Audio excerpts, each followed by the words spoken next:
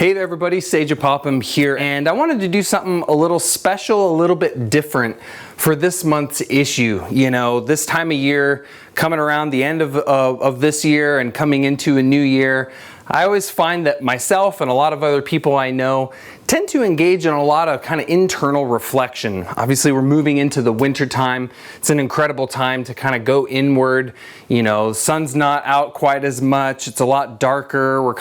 It's cold, so we're all around the fire more often. And I just find that winter time is a really good time for that internal reflection and getting clarity. You know, to me, this time of year is an incredible time to gather clarity, gather a deeper understanding of what you learned over the past year, and really kind of starting to look forward into the new year. You know, there's this whole dynamic around New Year's resolutions and all that stuff. And I do think there's something to it, you know. I don't think we have to wait until a new year to have a new level of resolve within ourselves to make positive changes in our lives. But nonetheless, this is the time of year when a lot of people are doing that. So what I wanted to do in this issue is share with you some pathways to herbal mastery.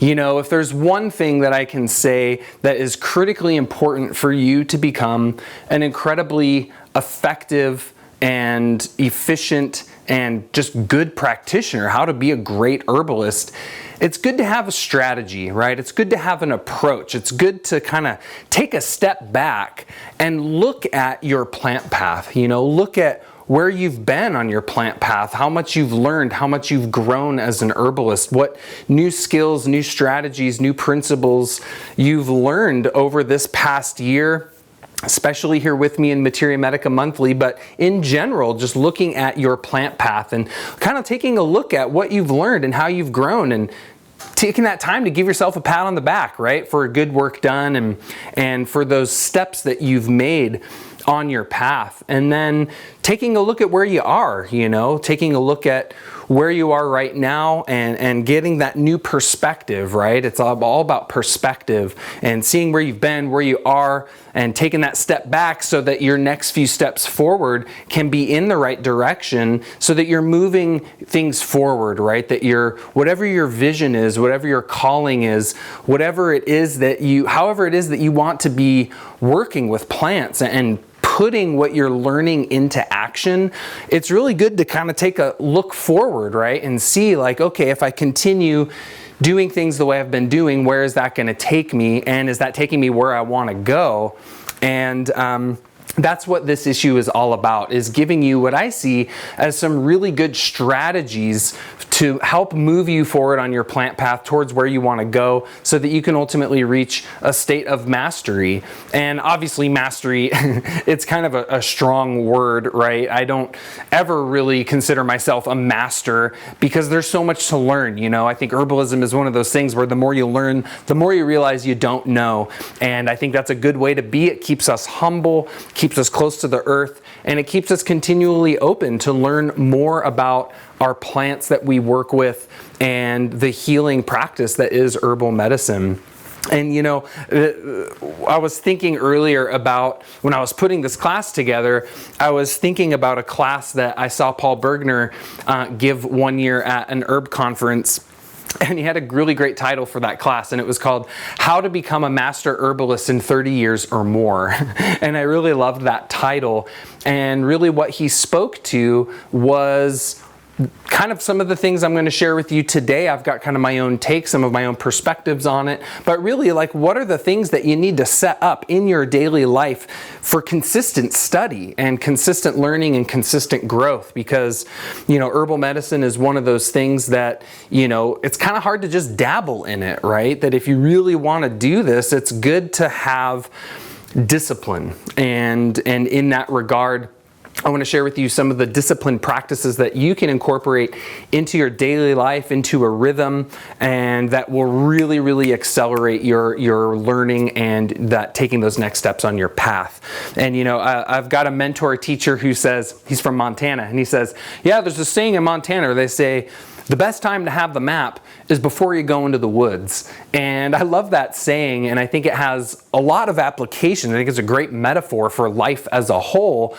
And that ultimately is what I'm trying to share with you here in this video, is a map, so that when you go into the woods, you're going to optimize your time and really accelerate your learning. So this is all about giving you some clarity, right? Some clarity. And to me, clarity is all about knowing where you're at, knowing where you're going to go, and knowing what steps you need to take that are going to lead you in the direction of where you want to go. And so my goal here is to provide, hopefully, some of that clarity and insight for you on your herbal journey, and making the best out of 2018 and getting it out there and being of service and helping people, and that ultimately is my goal with this program, is giving you everything that you need to learn in order for you to get out there and start helping people, because you're needed, right? And really take that in, right? Just maybe take a moment and let that sink into your heart. And I don't mean to be cheesy or anything here, but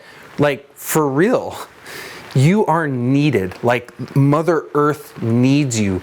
The plants need you, right? Without you, these plants can't reach the people out in the world. This is what the critical function of the herbalist is, as a bridge between the human and plant kingdom. And it's crazy out there in the world, right? People need help. People need healing. People need real healing, transformational healing. And you have the ability and the opportunity to do that and to make a truly positive impact on the world, and really let that sink in. And I think it's time that we all, myself included, step it up another level and really share our message and our healing with the world, and do whatever it takes to turn things in a positive direction. So you're needed, and hopefully what I'm going to teach you here in this video will help you to get that competence and that confidence in your work with plants, so that you can go out there and do that. So what I've got is just a pretty simple framework here of some general things that I would like to see you incorporate in the next 12 months. And whether you're watching this now here at the end of 2017, or if you're watching this video later, you don't have to wait for the new year to do this, right? This is something you can create, that resolve within yourself to set these things up, right? To create this strategy, to create this discipline in your life that I see is going to make you a really, really incredible herbalist. So the first thing that I would like for you to do is pick 12 herbs. 12 herbs, one a month for the next 12 months. I know that doesn't sound like very much, but I believe that it's better for you to know a small amount of remedies in depth than a whole bunch of remedies superficially. Okay, that, the way I was trained, I was taught that, if you really know 20, 30 herbs really well, and they're well selected herbs, you can actually take care of most acute and even chronic issues that people deal with, right? You don't need to know every herb in the forest to be an effective herbalist. So what I want you to do is pick 12 herbs, or let 12 herbs pick you. Right? What are those remedies that you really vibe with, you really resonate with, right? What are those herbs that when you read about it, or when you take it, or when you hear someone talk about it, you're like, man, that plant seems really cool, or I'm really interested in that, or ooh, what's that one all about? Or, oh, that plant seems like it could be really good for what I have going on right now, either physically, mentally, emotionally, spiritually, whatever it is. What are those herbs that you deeply resonate with, or those herbs that really speak to you or call to you or keep piquing your interest? Those are the herbs that I want you to be working with over the next 12 months. So literally, I want you to get out a piece of paper right now and write this down, right? I want you to take notes with me on this, and I want you to download the PDF. And at the end, I've got some questions that I'm going to ask you to help you engage with this lesson in more depth and give you that clarity that I'm trying to provide for you here. But pick those 12 herbs. Obviously, I'm going to keep talking here, so maybe as I'm going throughout this, and if one pops in your head, write it down. And what I want you to do is I want you to write out the next 12 months and decide what herb you're going to study that month. right? So it's very, very clear for you, and you have that on the calendar, right? Because if you're anything like me, if it doesn't get on the calendar, chances of it happening are slim. Or if it doesn't get on the to-do list, I got a Virgo moon, I'm a list maker. That's the only way I can keep my shit straight. So pick those 12 herbs. Now, in that month, you're going deep with that one plant. One plant, that whole month, I want you to focus your whole energy on that one herbal medicine. And what I'm going to do here is I want to give you a little framework and some kind of tips on how you can go about studying that plant, both intellectually to build your knowledge, but also experientially to build your understanding of that plant. Because knowing about herbs is very different from understanding a plant. And an understanding arises more through the heart, whereas knowledge and data and information is more of the mind. And both are good. I think both are necessary to be an effective herbalist. So we want to have a balance of the heart and the mind, of experience and knowledge. So one of the most important things is taste. I want you to be tasting that herb every single day, okay?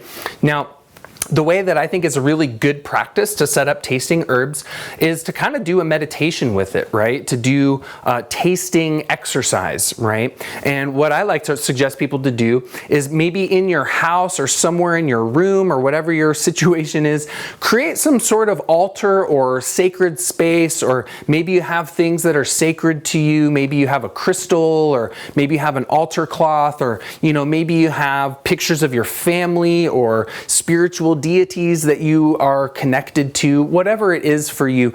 Maybe have a place where you can just sit quietly in a place of reflection and in a place of meditation to connect with this plant. And what I'd like for you to do is in the morning and in the evening, before you start your day and at the end of your day, I would like for you to taste the plant that you're working with. Now, one way that's very easy to do that is to just have a tincture in the middle of that sacred space that you create for yourself. And I want you to take that plant, and experimenting with dosage, we'll talk about that more later, but 3 drops, 1 drop, 15 drops, a tablespoon, to really play with the dosage of that plant. And I want you to just pay attention. Very, very simple. I don't want you to think about the plant. I don't want you to think about what properties it has. I don't want you to think about what it's good for. I don't really want you to think at all. I want you to feel it, right? So the moment that plant touches your tongue, it's in direct contact with your physiology, with your psychology, with your energetic architecture, and I want you to pay attention to what's going on. Pay attention to your organ systems, pay attention to your tissues, pay attention to your feelings, pay attention to, your daydreams or images or memories or songs, things that surface within your mind. And I want you to just become highly sensitized and attuned to the subtleties of that plant, right? So the tasting exercise, very, very important. I want you to start doing that every morning and every evening, even just 5 minutes, 10 minutes, 15 minutes, whatever you can spare, just take that time, right? Take that time. And when you do that every single day, for a month, if we got a 30-day month, that's 60 times that you've tasted that plant and you've incorporated and embodied that plant directly. And I can't tell you how, I know this is very simple, but I can't tell you how profound this is in the cultivation of your herbal understanding. So I encourage you to engage in that tasting exercise. Next, I'd like for you to make medicine. Ideally, it's best if you can choose 12 herbs that are in your local ecosystem, so you have the opportunity to experience that plant in its natural habitat, and that you can harvest that plant if you feel comfortable doing so to make into your own medicine. And I encourage you to prepare this herb in a wide variety of ways. This advances your herbalism on a lot of levels. You're interacting with it directly, you're learning ethical wildcrafting practices, you're learning different methods of preparations, making a tincture, tincture, comparing the difference between an infusion of the herb where you just pour hot water over it versus a decoction of the herb where you're boiling it, having some dried plants and fresh plants and noticing the difference between how those differ. So making medicine and having that be a part of your tasting exercise too. So maybe one morning you take a teaspoon of the herb and you make an infusion with it and you drink that tea during your tasting exercise. Maybe the next day you take a teaspoon of the herb and you decoct it for 15 minutes and you drink that and you notice the difference, right? And I really encourage you after your tasting experiences and medicine making that you keep a journal. And that's one thing I should have put that first, is I want you to start a plant journal, right? Get yourself a dedicated journal where you're going to write down your experiences with these 12 plants, right? And that is going to be an incredible resource. After a year, you're going to go back and look through that journal, and there's going to be so much information and knowledge and understanding and wisdom through your experience that you record in that journal. So it's really important for you to reflect on these experiences so that they can integrate in. So I want you to make medicine out of those plants that you're working with. And if you can't go pick it yourself, I encourage you to find just a reputable resource for buying bulk herbs. In the PDF download, I've got a couple examples of places that we like to get our herbs. Of course, I'm on the west coast of the US, so if you're on the east coast or if you're in Ireland or Australia or wherever you are, it might be different. There might be obviously different, better suppliers that can get things fresher for you. Next thing that I would love for you to do with your plant is sit with it and dream with it. So this is kind of talking a little bit of it on a little bit more of a spiritual level, but also not really with the plant sits. So, sitting with the plant isn't just have to be a spiritual thing. It can just be a very pragmatic thing where you're just engaging with your senses with the plant, right? That when you touch nettles and you feel the sting, you learn that plant on a whole other level than just by reading about the fact that it stings, right? That, really observing that plant in its natural habitat provides an incredible amount of information. I always say that where a plant grows oftentimes reflects the unique physiological state in the body that plant treats or creates. So in that way, studying a plant in its natural ecosystem is very, very important. It's also really great to practice connecting and bridging your heart to that plant. To me, I always say that, an herbalist is not just like, the herbs aren't just the tools of your trade. They're your friends, they're your allies, they're your buddies. You have relationships with them. They're alive, right? That they're living beings and that you want to have a relationship with them.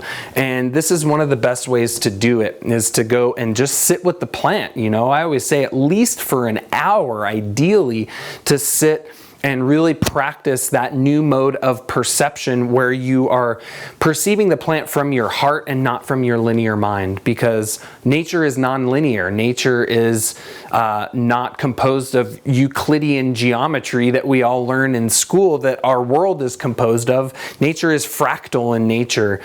Nature is electromagnetic in the way that it communicates, and the heart is the primary organ of perceiving those electromagnetic fields in the environment. So I would encourage you to go out and find your plants, even if it's just in a garden or maybe growing in your backyard or the crack of the sidewalk or whatever, for you to just take that time to engage and develop a relationship with that plant directly.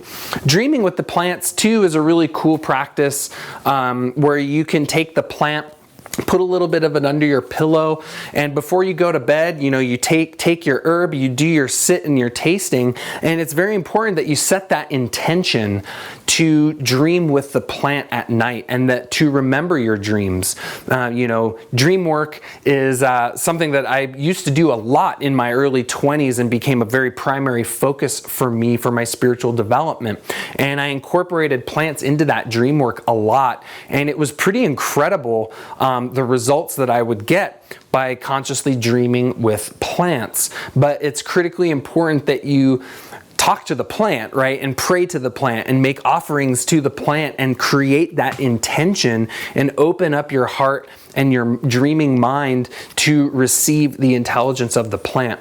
Now, one of the things with dreaming is that it's very important to set those intentions and to have that connection with the plant and to be able to remember your dreams when you wake up. But it's also important, like a lot of people think like, oh, if I'm going to dream with this plant, like, the spirit of the plant will come to me and hover over me and say, Seja, I am the spirit of calendula. Let me share with you all of my secrets, And that's what I always wanted to happen. And it was very rarely what would occur. A good way of thinking of it is that the plant might bring you a dream, meaning that the dream that you have may be reflective of the properties, virtue, nature of that plant. And so it's important to pay very, very close attention to these dreams. I always suggest people don't overly analyze them, to just let them be, let the dream work with you. And as you progress with that plant over the period of a month and you start to learn it, things will start to click into place. So dreaming is a really cool practice for connecting with the plant spiritually, as is sitting with the plant. But there is, if you aren't feeling spiritually inclined, if you're following my work, I'm assuming you probably have at least a little inkling of spiritual inclination. But the sits with plants are also just great to really imprint the morphology and what the plant looks like in your mind so that you can identify it better, etc. Oh, another thing that I thought I would mention, some people really like to draw the plant too. That's a really great way to learn it, to get up close and draw the plant. I'm not visually artistic, so I don't like drawing plants because they're hilarious how bad they are. But some people really like to draw the plants too. It's a really way of anchoring it into your mind. Next is study, right? Take some time to study that plant, bust out all your herb books, all your materia medicas, and research that plant from all angles and perspectives that you can, right? Study its botany, study its chemistry, study how to make medicine out of it, study how to formulate with it, study its actions and its tastes and its energetics and its organ system affinities and what they say about the flower essence and what the homeopaths say and what Ayurveda says about it, what Chinese medicine says about it, what the Greeks say about it, right? What Culpeper says about it. Just study it from as many angles as you can. And I encourage you to, underneath this video, there's a download for the monograph template that I use when I'm creating these monographs here in Materia Medica Monthly. So feel free to use that template when you're studying plants and just fill it out as you go along. I'm going to create a version of it that is fill-outable for you to download there. So check that out. You're more than welcome to utilize that template as you're researching plants. It's an incredible way to study herbs. I feel like I've done a pretty good job creating a very holistic template for creating a monograph there. So study those plants, and I'm actually going to talk a little bit more about books and things like that a little bit later. The last thing that I encourage you to do with the plant that you're working with each month is to do a diet with that plant. And I don't talk about this too much, but I thought I would mention it here with you all because I think this is a really great way to deepen in your connection and relationship with plants. So the diet, or la dieta, is a process used by Amazonian herbalists throughout the Peruvian, Ecuadorian, Amazon predominantly. We see it more in Peru and Ecuador, not so much in Colombia or Brazil. So this is a process whereby someone that wants to learn about a medicinal plant does what they call a diet with that plant. And for those of you that are aware of or familiar with, this is very commonly associated with the Amazonian medicine ayahuasca and kind of the process of healing and learning other medicinal plants. They say that The ayahuasca is, the mother of all plants, the teacher of all plants, queen of the jungle. And in that regard, it's kind of this doorway into learning about the other medicinal plants. But this is a process that's used also outside of the context of working with ayahuasca within a ceremonial context. So it's just a way of learning plants, really. And it's funny, like I've spent a decent amount of time down in the Amazon, and whenever I'd be walking around with the herbalists there and talking with them, I'd say, oh, this is this plant. Yeah. I'd say, can you talk to me about this plant? And you share a little bit of your wisdom about this plant. And they would kind of look at me funny and just say, oh no, you just need to do a diet with it, And that was all that. I couldn't get any information from them about plants because they would say, oh no, just diet it. You need to learn it from the plant itself. So what the dieta is basically, it's a restrictive diet where you're, the way I see it, eliminating the elemental forces out of your daily diet. So you're restricting salt, you're restricting sugar, you're restricting sour foods, pungent aromatic foods, or basically any spices. Most of us don't eat predominantly bitter or astringent foods, but those typically would be eliminated too. And oftentimes eliminating oily things as well. So you're eating a very bland diet. Traditionally, this would be things like boiled green plantains, boiled fish, and rice is very traditional. Yucca is also very traditional. Modern day, a lot of people will eat things like simple vegetable soups, boiled chicken, boiled eggs, a lot of boiled foods. You really don't want to be frying a bunch of stuff. I would say boiled or steamed starchy foods, quinoa, rice, eggs, chicken, potatoes, simple soups with things like carrots, celery, potatoes. Very bland, very simple, no oils, no butter, no ghee, no spices, no salt, no oils, no fats, just very bland food. And the way I see that is that you're reducing the elemental stimulation of those flavors. So you're kind of pulling back to center, you're bringing yourself back to baseline.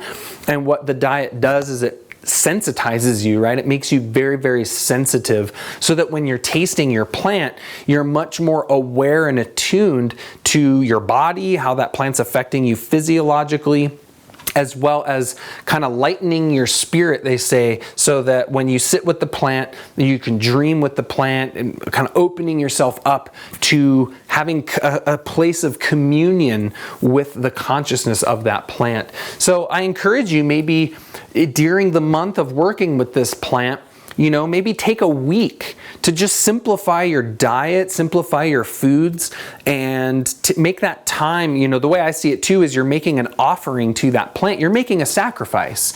And the way I see sacrifice is to make something sacred, sacrifice and sacred, they have that same root.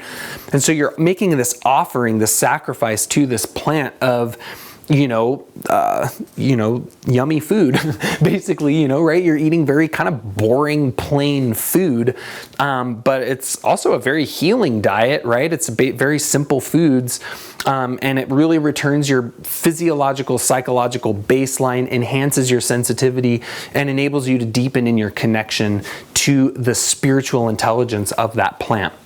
So this is what I would like for you to do with each herb each month as you are going through the next 12 months and really deepening in your relationship and connection with those 12 plants that you choose there.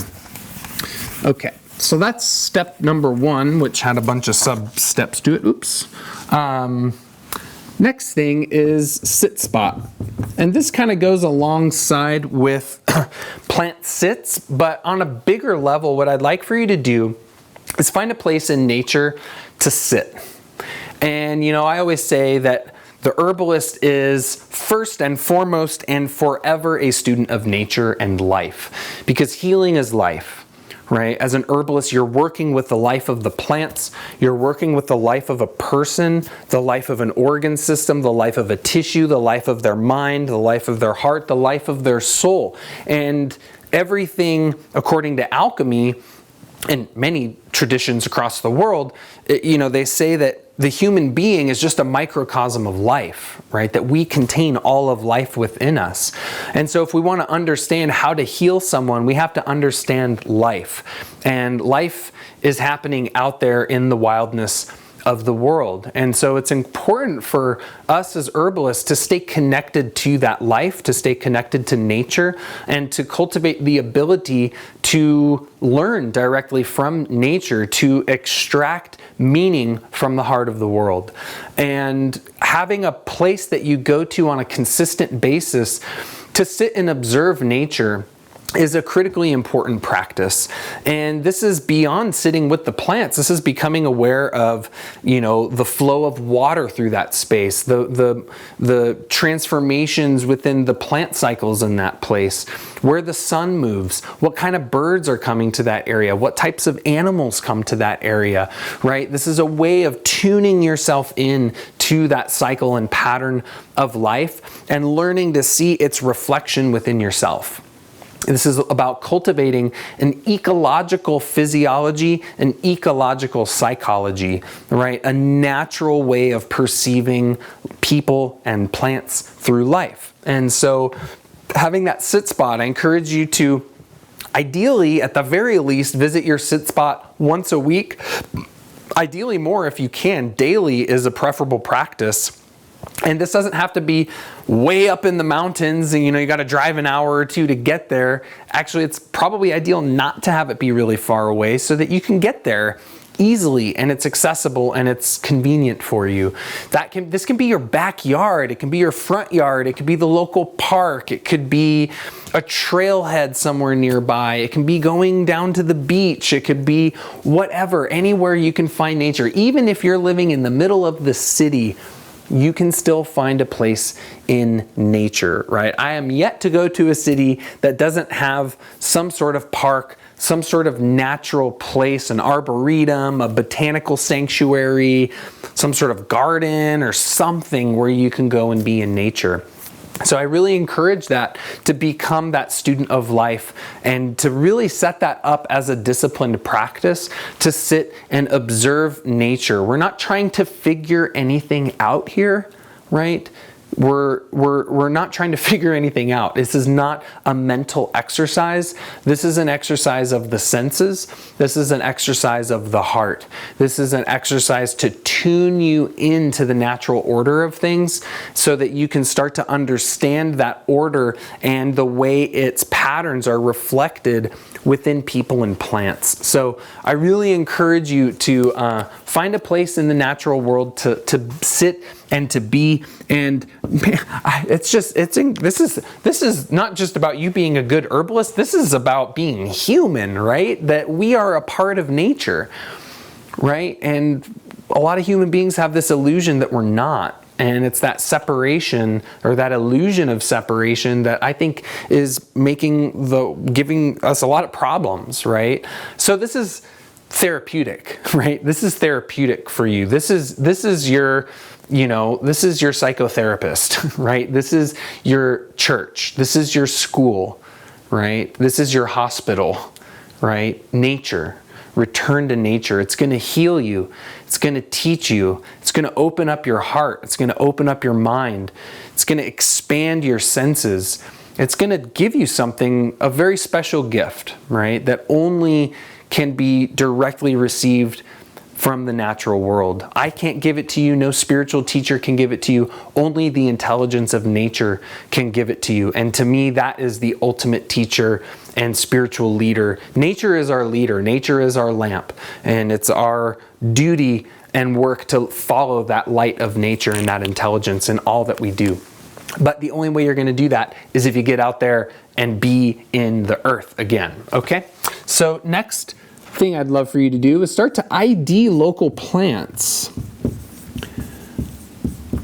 It's always best to, I actually think it's necessary to know your local regional medicinal herbs, right? It's like if the shit hits the fan and you can't order herbs from India or China or South America or the East Coast or California or wherever, you're stuck with the plants that you have in your local bioregion. Do you know those herbs? Do you know when to harvest them? Do you know how to harvest them? Do you know how to make medicine with them?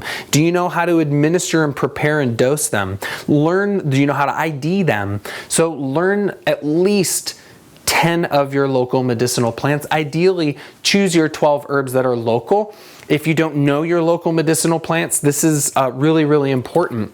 Get out there, right? Maybe once or twice a month, get out and go for a hike and get a really good ID book for your local bioregion and learn those herbs, right? Be curious, right? Don't just walk by and, it's like you got to put your plant goggles on. You got to attune yourself to herbs. It's like an herbalist is a horrible driver because they're always looking at, oh, look, there's red root. And oh, look, there's echinacea. And oh, look at that. It's like you got to tune into that. Be aware of the plants that are around you, right? And so I always encourage you to get a good ID book. Learn how to ID plants, learn how to key out plants if you can. Maybe take a local botany class, maybe take a local plant ID class. Find a local herbalist in your area that can take you out in the woods and start introducing you to these plants, especially if you don't feel confident in your ability to identify them yourselves. But don't let that turn into a blockage to you doing that, right? So what I mean by that is sometimes people are like, well, I don't know botany, or I don't know how to key plants out. I don't know how to identify plants. Well, you never learn how to do it unless you just do it, right? And some of these guidebooks, like Peterson Field's guides, man, they're divided by color of the flower. Now, unfortunately, the plant has to be in flower for you to find it, but they've got great color pictures, very detailed descriptions in English, not necessarily all botany. What is that? I always call it botany-ese, like you got Japanese and Chinese. It's like botany-ese. It's like the botany language, right? Which is like the margins are serrate scapulate with the pinnate obtuse it's like all this language. You're like, what the hell do any of these words mean? So a lot of those field guides are written in a way that's really easy to understand. So ID your local plants. Please do this. I really encourage you to do that. It's so, so important. Next thing I would love for you to do on your pathways to herbal mastery: 1 client a month. Dun, dun, dun. Someone got scared. I know one of you got scared when I said that. Don't be scared.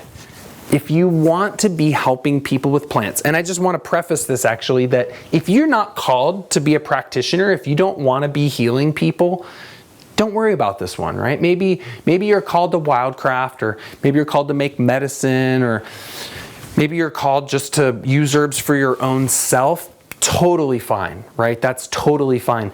But if there's any inkling of you that wants to help people, whether that's your friends or your family or your community, or maybe you want to be a clinician and you want to be seeing 5, 6, 7 clients a day, start now. The only way you learn how to help people is by helping people. I always say that each client is a chapter in the experiential book of your herbal education. And there's no book that can replace that, right? You have to treat each person that asks you for help as your teacher, right? That when someone comes to you and asks you for help, maybe they've got a condition that you've never treated before. Maybe they need herbs that you haven't gone that deep into. So after you do the session, that's when you hit the books, right? You're going to study that organ system. You're going to study that disease, that pathology, the plants that are specifically indicated for it, right? You're going to learn so much just by seeing a client. And I can't tell you how many herbalists I know that are like ridiculously overqualified. They're like, yeah, I've been studying herbs for like 20 years. I've studied with this herbalist and that herbalist, and I've done all these internships and apprenticeships and these online programs. And yeah, I've been going to these conferences every year for the last 10 years, but yeah, I'm just totally not ready and unqualified to see clients. I'm like, are you kidding me? Like, what's stopping you, right? At that point, it's not a competence issue. It's a confidence issue.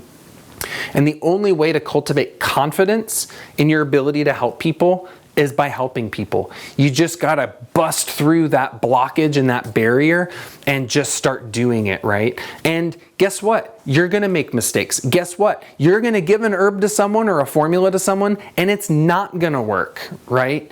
Just accept it, right? It still happens to me. It happens to the best herbalists, the people that we think are perfect. They still give the wrong remedy and formula from time to time, right? It's going to happen. That's part of your learning, right? Take everything as a learning. When you take it in as a teaching and you don't beat yourself up about it, you don't get hard on yourself, you don't kind of go down that rabbit hole of like, oh, I'm not qualified and I'm not a doctor and who am I to help people and I don't know enough. Just let all that go. Just take it in as a teaching, right? And it's, I remember Michael Tierra said, the herb or the formula that you give to someone is part of your diagnosis. Because you give them that herb, you give them that formula, you see what happens, right? Does it make it better? Does it make it worse? Does it not do anything? That's valuable information, clinical information. And from there, you take in that information, you take it in as a teaching, and you reassess. Right? You reorient your strategy. You change your formula around, right? That's how you get really good at this stuff. And real life people are different than the books, right? And there's nothing that can replace that. So, one person a month. I'm sure you know someone that would be more than happy to talk about all of their health concerns with you for 2 hours, right? It's usually not hard to find someone. You've got a friend, a family member, a coworker, a relative, an acquaintance, right? Just put yourself out there. Maybe someone at work, someone calls in sick to work. Call them up. Call up your coworker. Hey, I hear you're sick. Can I help you out? Can I give you some herbs? Can we sit down and talk? Right? Just do that. You got it. You have to do it, right? Do it. One person a month. Are you up for the challenge? Are you going to do it? Give me a shout out in the chat roll. Let me know. I'm trying to step you up here, right? I'm really stepping you up here because we're talking about pathways to mastery. And the one thing, if you see 12 people over the next 12 months, I guarantee you 1 year from now, you're going to look back and go, whoa, I learned a lot about herbal medicine this year. I am like at point S and I started at point A at the beginning of the year, okay? One client a month. I really encourage you to do that. Okay, next one, elimination diet. This kind of dovetails into seeing clients. If you're wanting to help people, if you're wanting to work with people, honestly, if you're wanting to just feel more healthy and vital yourself, I really encourage you to do an elimination diet. If you're going to be working with people, critical as an herbalist, it's critical that you also work with and assess people's diets. What you put in your mouth every day is pretty important at determining your relative state of health or lack of health. And, in our modern world, we're seeing more and more people with sensitivities to foods. And this is really a root cause of a lot of issues people face. So if you're not familiar with an elimination diet, this is basically taking 6 weeks to eliminate primarily those foods which people oftentimes have an intolerance response to. Not necessarily a full-blown allergy, but more intolerance. The two big ones here are dairy and gluten, as I'm sure you're aware of. These foods can create a lot of issues for people. So what you do is you take those 6 weeks, you completely eliminate both dairy and gluten for those 6 weeks periods of time. And then after 6 weeks, you reintroduce one of those foods in food quantities for 3 to 4 days and reassess your symptoms. And once that kind of settles, then you reintroduce the other food and reassess your symptoms. And that usually gives you a really good insight as to how you're reacting to certain foods. Now, the way I was taught with food intolerance is that, at the, it used to be North American Institute of Medical Herbalism. Now I believe it's the Colorado School of Clinical Herbalism. It was the school started by Paul Bergner. They talk about the food intolerance triangle, which is a constellation of symptoms that oftentimes points towards a potential food intolerance. So the triangle is 1, there'll be some sort of digestive symptom. Any digestive symptom, right? Gas, bloating, belching, reflux, constipation, diarrhea, loose stool, feeling really tired after eating, lack of a lack of appetite, abundance appetite, food cravings, etc. Those are all digestive symptoms. Second would be some sort of musculoskeletal pain. So that could be like joint pain, stiffness in the muscles, achy feelings, or skin conditions, eczema, acne. That's our second point of the triangle. Third point is some sort of mood or energy symptom. So that can be like depression, anxiety, nervousness, insomnia, irritability, or like fatigue, really low energy, brain fog, things like that. So if people have 3 of those types of symptoms, maybe someone has chronic gas and they've got maybe a little skin rash chronically, and they get headaches, that would kind of go into the musculoskeletal thing. Headaches is a big one. And maybe they've got fatigue, they're tired all the time. That immediately should trigger for you to say, okay, we need to do an elimination diet. Dairy and gluten are the main ones. If that doesn't work, first off, you want to look for covert sources of that food. So maybe someone doesn't know that spelt is a glutinous containing grain, or rye has gluten.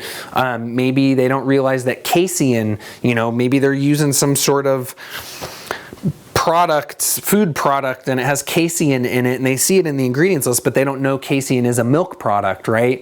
So you have to kind of do some detective work. If after 6 weeks things aren't clearing up, if after doing that detective work they have indeed eliminated completely 100% those foods, that's when you shift into looking at other potential allergens or intolerances. The next ones in line, in my perspective, would be things like eggs, corn, soy. I think those are 3 main big ones.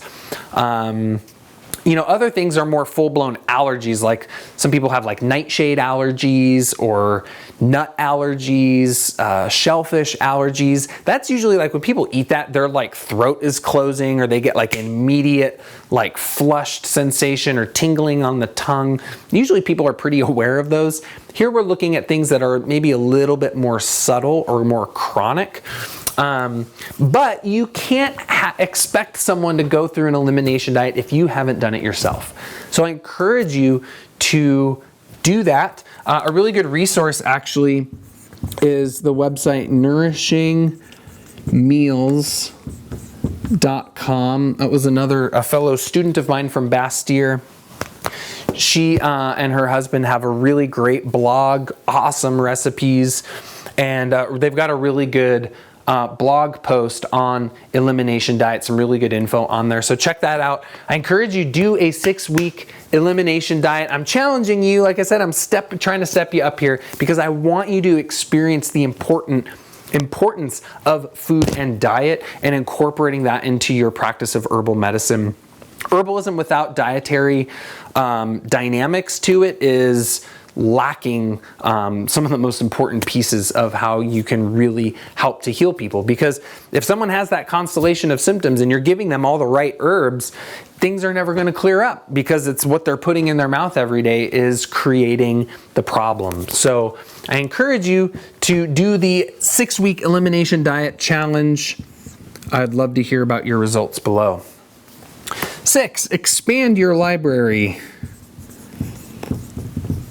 It's always really good to have a variety of reference materials in your herbal library. I put a PDF download underneath this video. I've been getting a lot of requests lately for book recommendations. So I created a pretty extensive list of book recommendations and divided it into different categories based on your interest and what you want to focus on. But I encourage you to expand your library, invest in your education, expand your resources that you have to tap into to learn about your plants when you're studying your 12 plants over the next 12 months. And I encourage you to have that be very broad spectrum. Have some plants on books on chemistry, some books on Ayurveda, some books on Chinese medicine, some Western materia medicas, some old books, some new books, right? I really encourage you to expand your library, and this is investing in your education. And I think it's really important to have a broad spectrum of reference materials on your shelf, both when you're studying plants, but also when you're helping a person. You have those resources to look things up and do the research that you need to do in order to broaden your knowledge and understanding. And I'll mention that later. Last one here. I know it's, for those of you that are tuning into this, when it's released, it's December, Christmas is next week, so I'm trying to make this a little bit of a shorter lesson here so that you'll be able to digest it in this very busy time of year. So last point here is determine your gaps. So this is all about reflecting, as I said at the beginning of this lesson, reflecting about where you've been, where you are, where you're going on your plant path. And in order to do that, you got to really take some time to look at where you are and what skills and things you need to learn in order to move in the direction that you want to move into. So be sure to download the PDF for this lesson. I've got some great questions for you to journal on and reflect on as you're engaging with this content. I really want to encourage you to take the time to journal and reflect on the questions that I put together for you there. That's going to be super clarifying for you in terms of how you can move forward. But in short, you want to take a look at what's your current skill level, right? Are you brand spanking new to herbal medicine? Are you pretty intermediate? Are you advanced, right? What's your current skill level at? And where do you want to take it in the next 12 months? What's your vision, right? How do you want to be using herbs, right? What's your calling? How do you plan on taking your knowledge and understanding and wisdom of plants and putting it into action? What are you going to do with it, right? And maybe you don't have clarity on that right now. That's totally cool. But I encourage you, as you're studying, pay attention to what really interests you. Pay attention to where you're like, wow, I really love being out in nature and harvesting plants, or I really love growing plants, or I really love making medicine and putting formulas together, or I just want to help people. There's a lot of different ways you can practice herbal medicine. It doesn't have to be seeing clients, right? So I encourage you to really develop that vision and that calling for what it is that you want to be doing and putting into action with your herbalism. Next, I would ask you, how confident are you in your understanding of the taste of herbs, right? Can you taste a plant and adequately decipher what the various layers of that flavor profile in that plant is? Do you understand what the 6 tastes are and what their overall predominant effects are physiologically on the tissue states, the actions associated with those tastes? Do you feel like you could list out maybe 3 plants that have each of the 6 tastes, right? If not, I encourage you to focus on developing and learning the tastes of herbs. What about actions? When you open up a plant and you see the little, or a materia medica, and go to a plant and you see the actions listings, does that make sense to you, right? Can you read through all those actions and understand what those words mean? Do you understand, are you able to kind of bring all those actions together to understand what the net physiological effect of that herb is going to be? Can you think of at least 3 herbs that have different herbal actions, right? So can you list 3 herbs that are astringent, 3 herbs that are stimulant diaphoretic, 3 herbs that are relaxant diaphoretic, 3 herbs that are stimulant expectorant versus relaxant expectorant, right? If not, I encourage you to strengthen your understanding and focus on learning your herbal actions. What about energetics, right? Do you know what the 3 primary qualities of herbal energetics are and what the polarities are of each of those 3 qualities? Do you have an ability to decipher the energetic properties of an herb just by tasting and experiencing it, not necessarily needing to look it up? Do you know how the energetics of plants is going to interact with someone's constitution and their tissue states? And can you list 3, 5 plants or so that have each of those energetic properties? If not, focus on your herbal energetics. How about medicine making, right? Do you feel confident in your ability to make a tincture? Do you know the difference between an infusion and a decoction? Do you know how to make an infused oil or a salve? Do you know how to prepare spagyric, right? If not, and you feel called to make medicine, then I encourage you to dig deep into your herbal medicine making skills. What about client work? Do you know how to do an interview, an intake? How about assessment strategies like pulse and tongue, facial lines, iridology, right? Medical astrology? Do you feel confident and competent to engage with a person to be able to figure out what's going on with them and how to create an herbal protocol that will heal them? If not, I encourage you to focus on building up your client skills with the people you're working with. What about formulation? Do you feel confident in your ability to put together a strategic and holistic herbal formula? Do you feel like when you formulate, you're just kind of pulling herbs at random and throwing them together and hoping it's going to work? Or do you feel like you understand each of those plants with precision and depth, and you have an intention and an understanding of why each herb is in that formula and what it's doing? If not, I encourage you to focus on your formulation skills. What about the human body? Do you feel like you understand some anatomy, where the organ systems are, what the basic function of those organ systems are? Do you understand how to assess the different tissue states in those organ systems? If not, I encourage you to focus on your anatomy, your physiology, perhaps pathophysiology, so you understand imbalances. You research constitutional theory and really determining someone's constitution and their tissue states and focusing on that. So again, there's questions on these things specifically in the download. Please take the time, download that, bust out your plant journal. Maybe start off your plant journal answering these questions, selecting your 12 herbs, mapping out the next 12 months of your herbal studies so that you have discipline, that you're holding yourself accountable. You know what to focus on, how to focus on it, so you're going to make those next steps.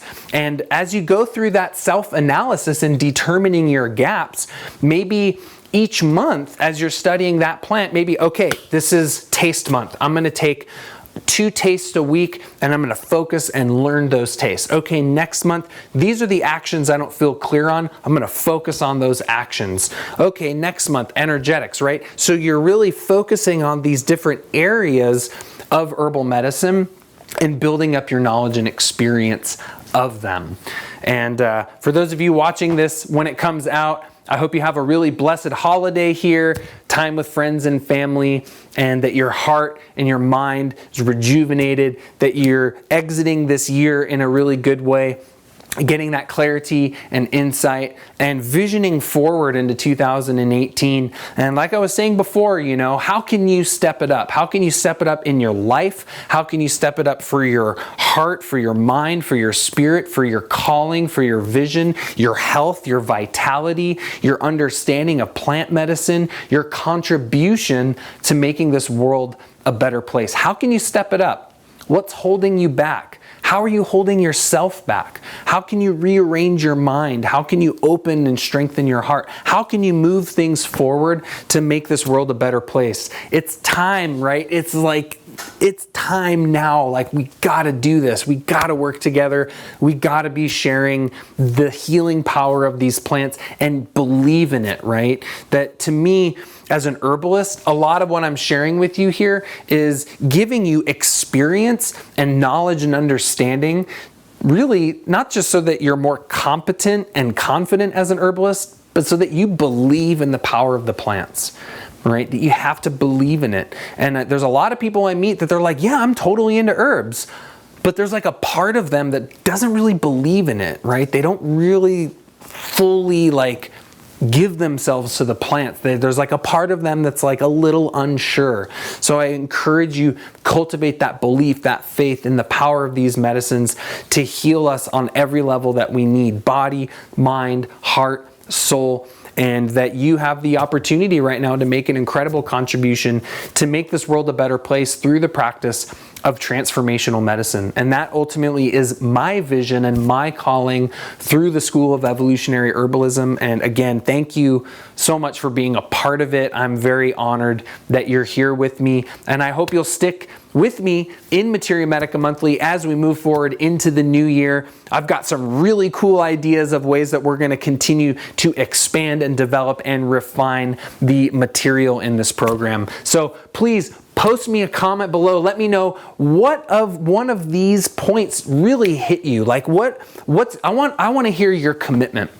I want to hear, what are you going to commit to over the next 12 months? And I hope you can commit to all of these things, right? I hope you can set up a calendar, set up a disciplined practice to incorporate each of these signposts on your plant path so that you're going to move to that peak of the mountain, so to speak, and reach that next level in your practice. So what are you going to commit to, right? Post it in the comment section below. I'm fired up. I hope you're fired up. I hope you're inspired. I hope this video provided some clarity for you on how to further refine your practice of herbal medicine. So thank you once again so much, everyone. I hope you enjoyed this strategy session here and got some new clarity, some new insight, some new inspiration, and you're stoked to make these next 12 months the best year for your herbal studies. Thanks once again for being here, and we'll see you next month in 2018 for a brand new year of Materia Medica Monthly. Until then, take care and be well.